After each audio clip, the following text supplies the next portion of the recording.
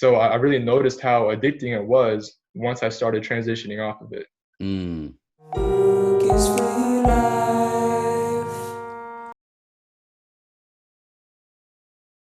Before you started the transition, what adverse effects was the pizza causing you? Um, well, like at that time, I didn't really notice any effects because I was like already constipated because I was eating pizza. So I never really knew what it was like to not be like that. But but like after getting off of it, I could just notice how I felt different from when I was on it. Like for example, I could breathe easier, much easier, and there wasn't that sense of heaviness and like glue in my guts. Like you know what I mean? I felt cleaner, able to move better.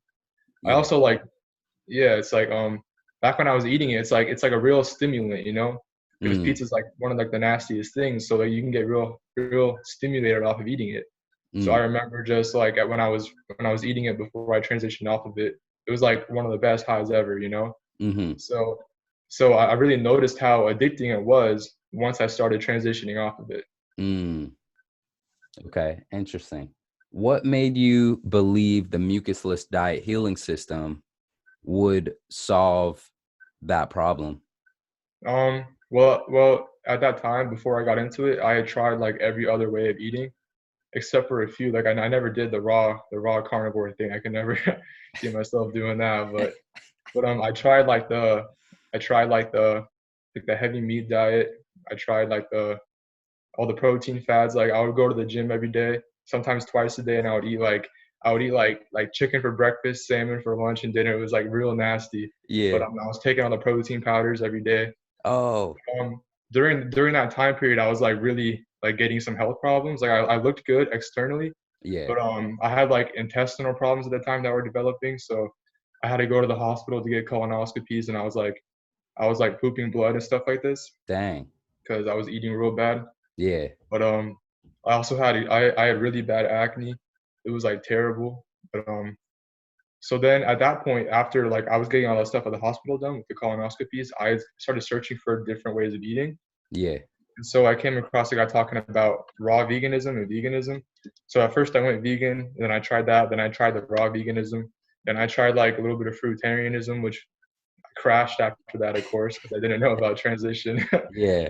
Bad, but and then I came across the Mucusless diet, and so I knew that this worked because I tried everything else and none of that worked. You know what I mean? Yeah.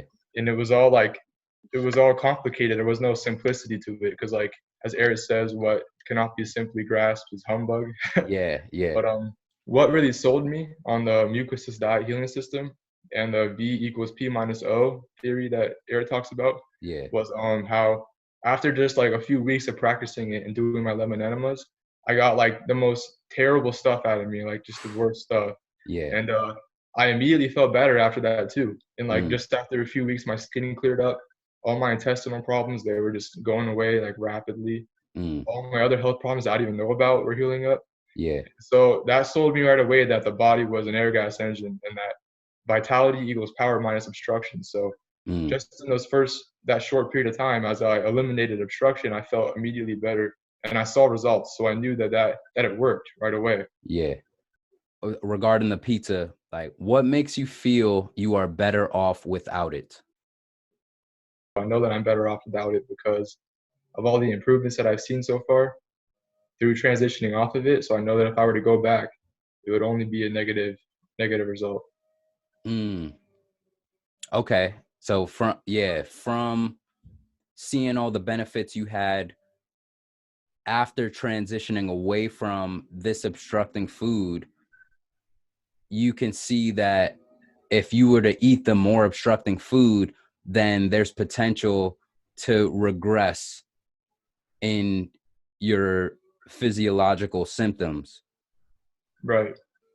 Yeah, I could see that for sure. It's like you coming from this place, acne, digestive problems, transition away, you notice all that's healed, cleared up acne, cleared up skin, and then all right, I'm gonna eat this pizza again. It's like, Yeah. nah, what? No. Yeah. It's also just like all the other like benefits people that practice this that they experience too. Like for example, like the body odor. Yeah. Like that's for most practitioners, that's like gone because that's not there anymore. But there's like all these other things that people that practice this that they recognize happening with their own body. But it's Yeah. most things that like I didn't list off because everyone else experiences it too. So like the no more having to wear like deodorant because like the body odor is not there anymore Yeah. for most people. That's Yeah. like a huge perk. You know what I mean? If I ate the pizza, I know that the next day I'd probably smell from it too. So Yeah. like I'd rather just eat like mucus free, eat clean, and then I won't need to suffer for that later. Because it's like you eat it and then like you feel that for like a couple hours maybe, but then you have to go through eliminating that for like days. You know what I mean? Yeah. Because if you eat like a pizza, it's not coming out for a few days, man. It's gonna be up in there. Like that's yeah. Yo, how often do you do enemas? Every day. Every day? Yeah, there's a lemon juice and distilled water, warm enemas. I do Yeah. it every day, if not like twice a day. I do it Uh, sometimes, but it's mostly important to do them when you're fasting. That's yeah. like if you ever do enemas, it's most important to do it while you're fasting to keep that waste moving. In your mucusless diet healing system practice, when are those key times that you use the enema? Um, well, I mostly do it in the mornings after I wake up. I go downstairs and I make my like my fruit juice to drink, but then I also juice some lemons with that, and then I'll go up and do my enema. But then I also do it if I have the time. I do it in the evening too before I go to bed. I go up and I juice some lemons and then I go do my enema. Okay. Do you, because I've heard people question Brother Air. This is a longtime mucusless diet healing system practitioner, Brother Air. You can check Brother Air out on Professor Spira's channel. Also, I saw an interview last night. It was Raw Foods Foot Soldier, something like that. I'll link that below. But Brother Air had an interview on there, so you can see what he's about. But people were mentioning with Brother Air or trying to ask him if he would do the enema instead of having a bowel movement. How do you relate with that question, and how do you when do you do your enemas relating to that question? All right, so the common guideline that most practitioners follow is to do an enema after having a natural bowel movement. So I'll never do an enema to replace that. So if you're eating like in a clean way, then like you're gonna have natural bowel movements pretty often. It's gonna be easy, Mm, and then you can do your enema after that. So it works out pretty well. cool. I feel you. Yeah, talking about Yo, enemas on a YouTube channel. yeah. Yeah, that's pretty Yo, cool. what is your message to all those tuning in who either are practitioners or health seekers or just people who want to live better lives? I would say check out the Mucusless Diet Healing System by Professor Arnold Ehret. It's if you haven't checked it out, it's a book that if you do read it, it's gonna probably blow your mind because there's a lot of things in the book that you might never have heard of before, and it talks about a lot of the theories that we have been conditioned to believe since a very young age.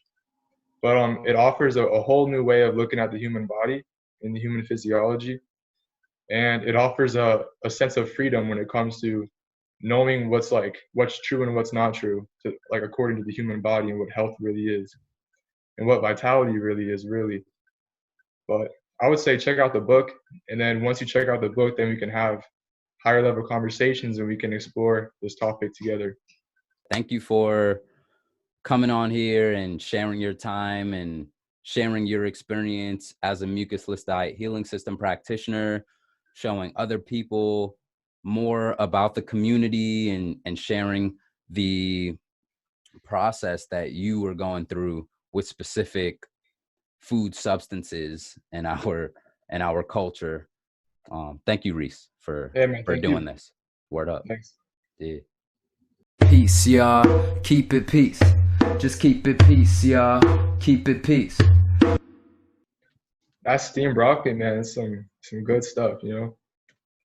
What do you like about the steamed broccoli? It's good, man. Just it tastes really good. It's like soft.